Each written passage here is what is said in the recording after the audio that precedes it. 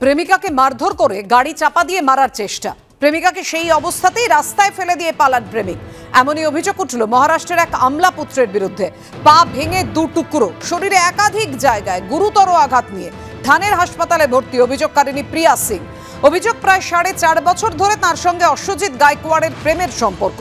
সম্প্রতি প্রেমিকা জানতে পারেন অশ্বজিৎ বিবাহিত। অভিযোগ সোমবার প্রেমিকের সঙ্গে দেখা করতে গেলে দুজনের বচসা বাঁধে। প্রিয়ার অভিযোগ প্রেমিক ও তার 3 বন্ধু তাকে বেধড়ক মারধর করে, গাড়ি চাপা দিয়ে খুনের চেষ্টা করে।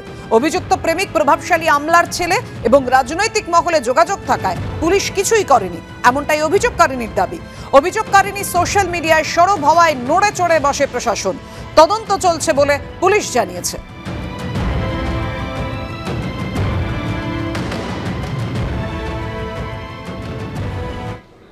আজ রাত 10টা থেকে আগামীকাল ভোর 4টে পর্যন্ত ইএম বাইপাসে পাটুলির কাছে বন্ধ থাকবে রাস্তা। পাটুলির ঘোষপাড়া একটি ফুটব্রিজ বসাবে কেএমডিএ, আর সেই কারণেই বন্ধ থাকবে রাস্তায় যান চলাচল। এই ফুটব্রিজটি 101 এবং 110 নম্বর ওয়ার্ডের মাঝে সংযোগকারী সেতুর কাজ করবে।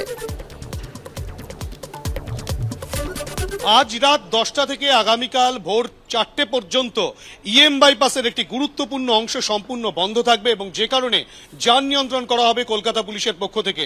আমরা রয়েছি পাটুলি ঘোষপাড়ায়। পাটুলি ঘোষপাড়ায় ঠিক এভাবেই কেএমডি এর পক্ষ থেকে একটি ফুট ওভার ব্রিজ তৈরি করা হচ্ছে। যেই ফুট ওভার ব্রিজটা ঘোষপাড়ার 101 নম্বর ওয়ার্ড থেকে একেবারে 110 নম্বর ওয়ার্ডের দিকে, অর্থাৎ কিনা ইএম বাইপাসের ওপর এই ফুট ওভার ব্রিজকে ইনস্টলেশনের কাজ হবে রাত 10টা থেকে ভোর 4টে পর্যন্ত। সে কারণে সেই ইনস্টলেশনের কাজ যাতে স্বাভাবিকভাবে হয় এবং সুন্দরভাবে করতে পারে কেএমডিএ কর্তৃপক্ষ, সেই কারণে কিন্তু রীতিমতো কেএমডি এর তরফ থেকে যেমন চূড়ান্ত পর্যায়ে প্রস্তুতি চলছে। আসি পরের খবরে। এসএসকেএম হাসপাতালে রয়েছেন রেশন দুর্নীতি কাণ্ডে ধৃত জ্যোতিপ্রিয় মল্লিক। আর এবার জ্যোতিপ্রিয় মল্লিকের কেবিন থেকে সরানো হলো সিসি ক্যামেরা। পরিবর্তে জ্যোতিপ্রিয়র ঘরের সামনে মোতায়েন করা হলো সিআরপিএফ জওয়ান। আদালতের নির্দেশ মেনেই সরানো হলো সিসি ক্যামেরা। কার্ডিওলজি বিভাগের কেবিন থেকে ক্লোজ সার্কিট ক্যামেরা নজরদারি সরানোর নির্দেশ দেন বিচারপতি তীর্থঙ্কর ঘোষ। তবে ইডির তদন্তকারী আধিকারিকের অনুমতি নিয়ে তবেই প্রাক্তন খাদ্যমন্ত্রীর সঙ্গে দেখা করা যাবে।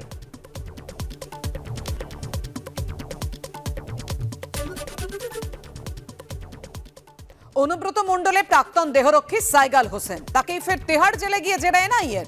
মোহাম্মদ বাজারে বিস্ফোরক উদ্ধারের ঘটনায় অনুব্রত প্রাক্তন দেহরক্ষীকে জেরা। কলকাতা থেকে দিল্লি গিয়ে সাইগালকে জেরা করলো জাতীয় তদন্তকারী সংস্থা।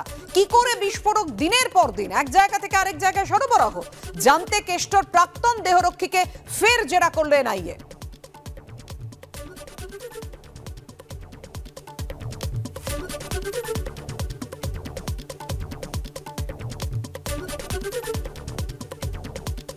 আর অনুব্রত মণ্ডলের প্রাক্তন দেহরক্ষী সাইগালকে এনআইএর জেরার মধ্যেই বীরভূমে ফের বিস্ফোরক উদ্ধার। নলহাটিতে আপনারা দেখতে পাচ্ছেন প্রচুর পরিমাণে বিস্ফোরক উদ্ধার হয়েছে। উদ্ধার 21,000 ডেটোনেটর, 24,000 জিলেটিন স্টিক, 14 বস্তা অ্যামোনিয়াম নাইট্রেট। নলহাটির পরিত্যক্ত পাথর ক্রাশারের অফিসে হানা দেয় পুলিশ। বিপুল পরিমাণ বিস্ফোরক উদ্ধার করে বম্ব স্কোয়াড।